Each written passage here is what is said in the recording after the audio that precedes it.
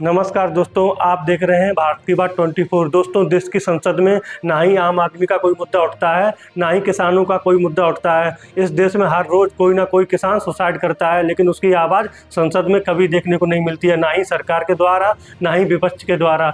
देश की संसद में मुद्दा उठता है औरंगजेब, बाबर। जी हाँ, सपा सांसद के बयान से मच गई खलबली। सपा सांसद रामजी लाल सुमन ने बोला है कि बीजेपी वाले औरंगजेब की औलादे हैं।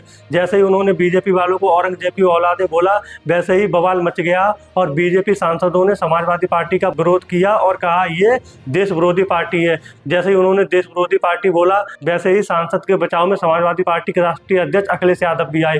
पूरा वीडियो देखें कि पहले सांसद जी ने क्या कहा, फिर उनके बचाव में आकर अखिलेश यादव ने क्या कहा। आइए देखते हैं। कि बाबर का डीएनए मुसलमान में है।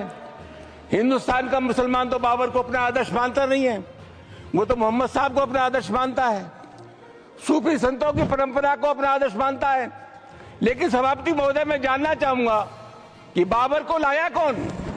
बाबर को इब्राहिम लोदी को हराने के लिए राणा सांगा लाया था।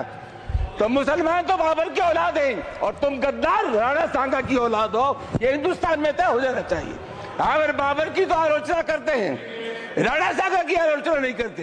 सुमन जी ने क्या कहा, क्योंकि इतिहास के पन्ने सब पलट रहे हैं। बीजेपी के सोचिए क्या इतिहास का पन्ना पलट रहे हैं। बीजेपी के लोग किस बात पे बहस कर रहे हैं? उनके बड़े बड़े नेता जिन्होंने संविधान की शपथ ली, वो किस बात की बहस छेड़ना चाहते हैं? औरंगजेब की बहस छेड़ना चाहते हैं। तो अगर रामजी सुमन जी ने भी इतिहास का कोई पन्ना पलट दिया, जिस पन्ने में अगर इस तरह की भाव लिखा होगा, 200 साल पहले, 100 साल पहले हम लोगों ने तो इतिहास लिखा नहीं। इतिहास किसने लिखा है?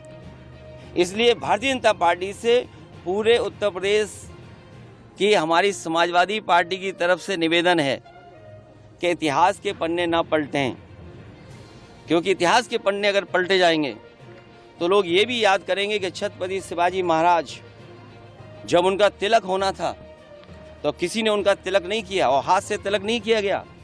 सुनने में आ रहा है कि पैर के बाएं अंगूठे से उनका तिलक किया गया था।